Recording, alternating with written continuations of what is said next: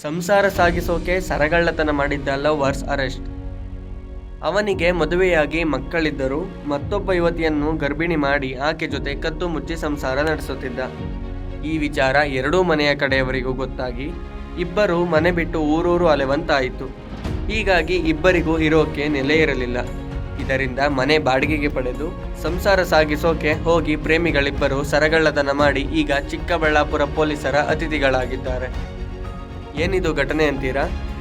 ಕಳೆದ ಮೇ 26ರಂದು ಚಿಕ್ಕಬಳ್ಳಾಪುರ ತಾಲೂಕಿನ ಕಳವಾರ ಗ್ರಾಮದ ಬಳಿ ನಿರ್ಮಾಣ ಹಂತದ ತೋಟದ ಮನೆಯಲ್ಲಿ ಒಂಟಿಯಾಗಿದ್ದ ಅಂಜನಮ್ಮಳ ಬಾಯಿಗೆ ಬಟ್ಟೆ ತೊರುಕಿ ಹಲ್ಲೆ ಮಾಡಿ 50 ಗ್ರಾಂ ತೂಕದ ಮಾಂಗಲ್ಯ ಸರ ಕಳ್ಳತನ ಮಾಡಲಾಗಿತ್ತು. ಈ ಪ್ರಕರಣದ ಸಂಬಂಧ ತನಿಖೆ ನಡೆಸಿದ ನಂದಿಗಿರಿಧಾಮ ಪೊಲೀಸರು ಚಿಕ್ಕಬಳ್ಳಾಪುರ ಜಿಲ್ಲೆಯ ಗೌರಿಬಿದನೂರು ತಾಲೂಕಿನ ಮುದುಗೆರೆ ಗ್ರಾಮದ ಅಶ್ವಿನಿ ಹಾಗೂ ಗೋವಿಂದರಾಜುವನ್ನು ಬಂಧಿಸಿದ್ದಾರೆ.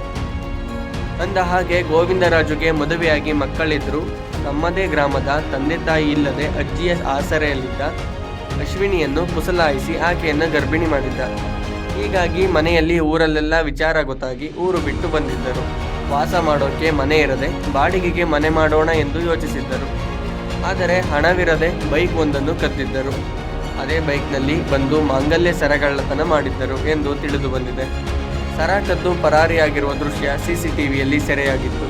ಇದೇ ದೃಶ್ಯ ಆಧರಿಸಿ ಇಬ್ಬರನ್ನು ಪೊಲೀಸರು ಬಂಧಿಸಿದ್ದಾರೆ. ಕೃತ್ಯಕ್ಕೆ ಬಳಸಿದ ಬೈಕನ್ನು ಪೊಲೀಸರು ವಶಕ್ಕೆ ಪಡೆದಿದ್ದಾರೆ.